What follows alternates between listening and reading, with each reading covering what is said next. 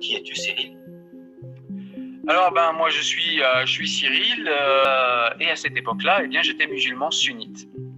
Voilà, et donc je suis sorti du sunnisme, je suis sorti de l'islam et me voilà aujourd'hui. Pourquoi est-ce que l'islam a autant de succès dans les quartiers? Pourquoi est-ce que l'islam a autant de succès dans un pays qui compte 65% d'athées et qui s'est sécularisé de cette manière en France? Pourquoi Donc il a un petit peu évolué au gré des attentats, puisque la police faisant son travail lui ont demandé quelques comptes. Et donc du coup il avait, vous savez, l'espèce de truc là, l'espèce de voile de confiture que se mettent certains Français pour ressembler à des Saoudiens, voilà, pour marquer peut-être qu'ils ont été marqués par la littérature saoudienne et donc wahhabite. Donc voilà, il a enlevé maintenant aujourd'hui son pot de confiture sur la tête et il ressemble un petit peu plus à ce qu'on appellerait un islamiste moderniste, c'est-à-dire quelqu'un qui ressemblerait plutôt aux frères musulmans. Mais en tout cas, le discours dans la tête, eh bien, il est toujours assez peu haut. Et c'est quelqu'un qui est très suivi par les musulmans. Et donc, du coup, comme c'est des sujets dont on parle et comme j'ai donné mon avis et mon sentiment sur l'attentat de Samuel Paty, pardon, et que on me dit oui mais non les musulmans condamnent, etc. Et bien comme beaucoup de monde suivent Rachid El-Jay et comme beaucoup de monde est d'accord avec lui, c'est pas que j'ai quelque chose précisément contre lui, moi je m'en fous de Rachid El-Jay, enfin je m'en fous. Je me fous pas de ce qu'il met dans la tête de nos enfants, mais lui en tant que personne je m'en fous de je m'en fous de sa vie et je veux pas savoir qui il est.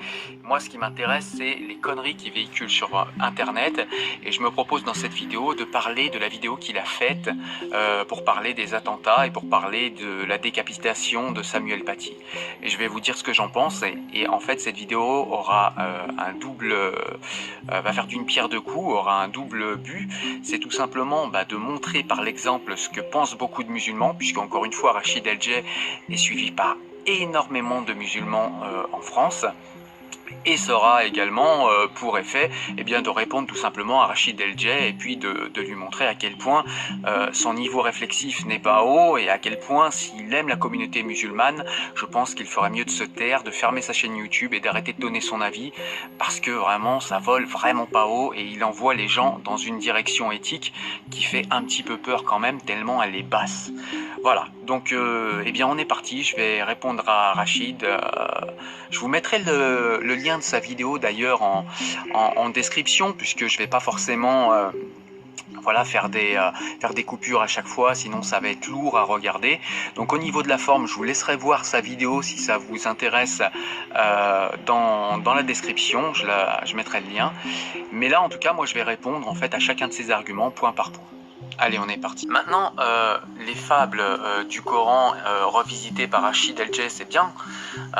Ça donne une belle image de l'islam, mais pourquoi tu ne nous parles pas du dur, du centre des choses?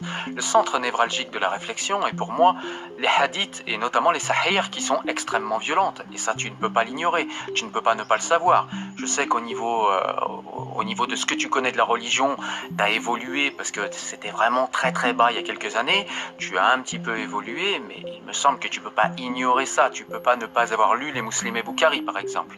Donc tu sais très bien qu'il y a des appels à la haine et au meurtre des apostats, des mécréants, à la violence sur les femmes dans le corpus idéologique sunnite qui, je le rappelle, les sunnites sont l'immense majorité des musulmans du monde et l'immense majorité des musulmans français.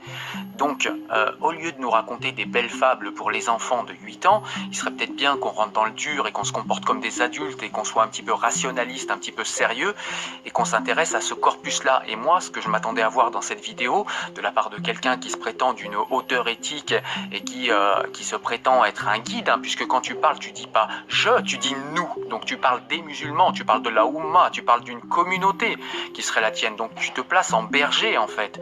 Et moi, je m'attendais d'un berger qu'il soit un petit peu au-dessus de la mêlée et qu'il nous dise précisément qui nous parle précisément de ces textes qui sont dans les corpus idéologiques islamiques, et là en l'occurrence sunnites, et qui sont extrêmement violents. Moi j'aimerais que tu les contextualises, ou bien que tu nous expliques que finalement, même s'ils sont sahirs, ils sont obsolètes aujourd'hui. Et pourquoi? C'est plutôt ça qui désactiverait la haine. Donc au final, ce qu'on demande, c'est assez simple. Les musulmans ne sont pas pris entre le marteau et l'enclume. Ils ont simplement à se positionner par rapport à ces textes violents. Est-ce que vous cautionnez? Si vous cautionnez pas, sur quelle base? Comment vous faites? Comment vous expliquez que, effectivement, ces textes violents qui font partie du corpus idéologique musulman n'ont pas à être pris au premier sens du terme? Vous expliquez aussi pourquoi le Coran n'est pas la parole directement descendue du ciel, parce que croire en 2020 que Dieu a pris son stylo et a écrit sur un livre à une époque où personne ne savait lire, c'est quand même assez pratique pour manipuler des gens. Je pense qu'on peut avoir une approche un peu plus intelligente des textes, sans remettre en question la foi, sans remettre en question les croyances de ceux qui croient en Allah, en Dieu, puisque Allah veut dire Dieu, mais voilà, sans remettre en question tout ça et en ayant un respect de tout ça, on peut avoir un minimum de rationalité et se dire que Dieu n'a pas pris un stylo plume et a écrit un bouquin où il a donné des prescriptions comme le ferait le médecin pour les hommes. Ça s'est pas passé comme ça. Historiquement, en plus, si on fait un peu le travail, on sait que ça s'est pas passé comme ça. Donc c'est peut-être ce travail-là que les Français attendent des musulmans. Et là, c'est pas entre le marteau et l'enclume, c'est entre la rationalité et les croyances, c'est-à-dire entre aussi la logique éthique de laquelle on se réclame et la réalité de ce qu'on fait. Et quand on nous explique toute la sainte journée que Dieu, il faut le respecter, qu'il faut respecter la religion, que c'est très important, etc., le minimum qu'on puisse faire, c'est d'aller étudier les textes desquels on se réclame et peut-être d'en faire aussi, d'en faire une analyse et peut-être d'en faire une analyse critique. C'est la moindre des choses. Parce que moi, je vois pas mal de gens qui se réclament de la religion, qui nous disent qu'il n'y a pas plus important au monde pour eux. Ils connaissent même pas leur texte de référence, très souvent. Donc ça pose un problème, ça pose un questionnement. Et je crois pas que ce soit ton cas, Rachid Elgé. Je pense que tu sais très bien de quoi tu parles et tu peux pas aller sur les textes parce que tu sais très bien que, eh bien, il va falloir que tu t'attaques à quelque chose qui est peut-être trop grand pour toi.